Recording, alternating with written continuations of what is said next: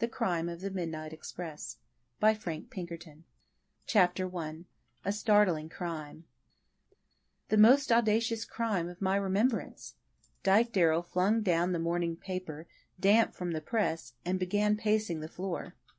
"What is it, Dyke?" questioned the detective's sister Nell, who at that moment thrust her head into the room. Nell was a pretty girl of 20, with midnight hair and eyes, almost in direct contrast with her brother, the famous detective, whose deeds of cunning and daring were the theme of press and people the wide West over. "An express robbery," returned Dyke, pausing in front of Nell and holding up the paper. "I am sorry," uttered the girl with a pout. "I shan't have you with me for the week that I promised myself. I am always afraid something will happen every time you go out on the trail of a criminal, Dyke." "And something usually does happen," returned the detective grimly.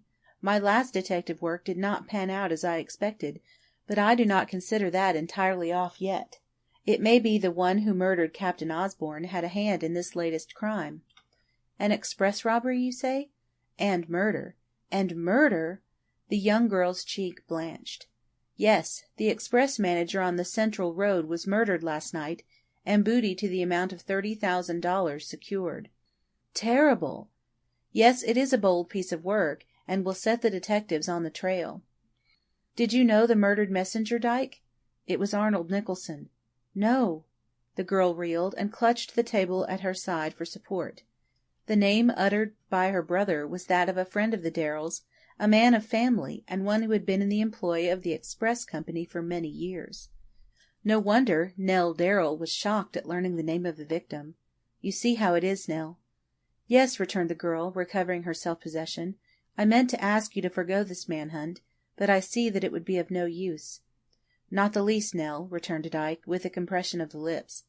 "I would hunt these scoundrels down without 1 cent reward. Nicholson was my friend and a good one. He helped me once, when to do so was of great inconvenience to himself. It is my duty to see that his cowardly assassins are brought to justice." Even as Dyke Darrell uttered the last words a man rose up the steps and opened the front door. "I hope I don't intrude," he said, as he put his face into the room. "No, you are always welcome, Elliston," cried Dyke, extending his hand. The newcomer accepted the proffered hand, then turned and smiled on Nell. He was a tall man, with smoothly cut beard and a tinge of grey in his curling black hair. Harper Elliston was past 30, and on the best of terms with Dyke Darrell and his sister, who considered him a very good friend. "You've read the news?" Elliston said, as his keen black eyes rested on the paper that lay on the table. "Yes," returned the detective. "It's a most villainous affair." "One of the worst." "I was never so shocked," said Nell. "Do you imagine the robbers will be captured, Mr. Elliston?" "Certainly, if your brother takes the trail, although I hope he will not." "Why do you hope so?" questioned Dyke. "My dear boy, it's dangerous." A low laugh cut short the further speech of Mr. Elliston. "I suppose you know me too well, Harper, to imagine that danger ever deterred Dyke Darrell from doing his duty." "Of course, but this is a different case. 'Tis said that 4 men were engaged in the foul work, and that they belonged to a league of desperate ruffians, as hard to deal with as ever the James and Younger brothers. Better leave it to the Chicago and St. Louis force, Dyke. I should hate to see you made the victim of these scoundrels." Mr. Elliston laid his hand on the detective's arm in a friendly way, and seemed deeply anxious.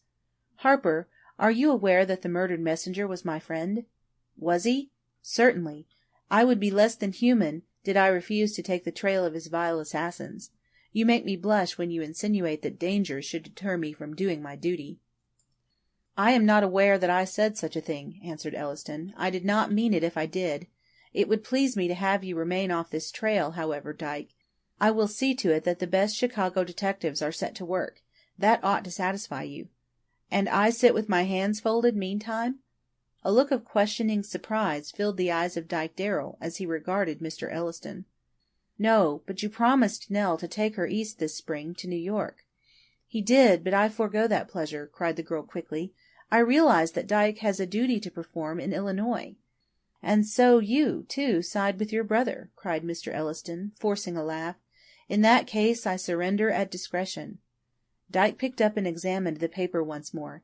"Died for duty. Bold and bloody crime at night on the Central Railroad." That was the heading to the article. Sample complete. Ready to continue?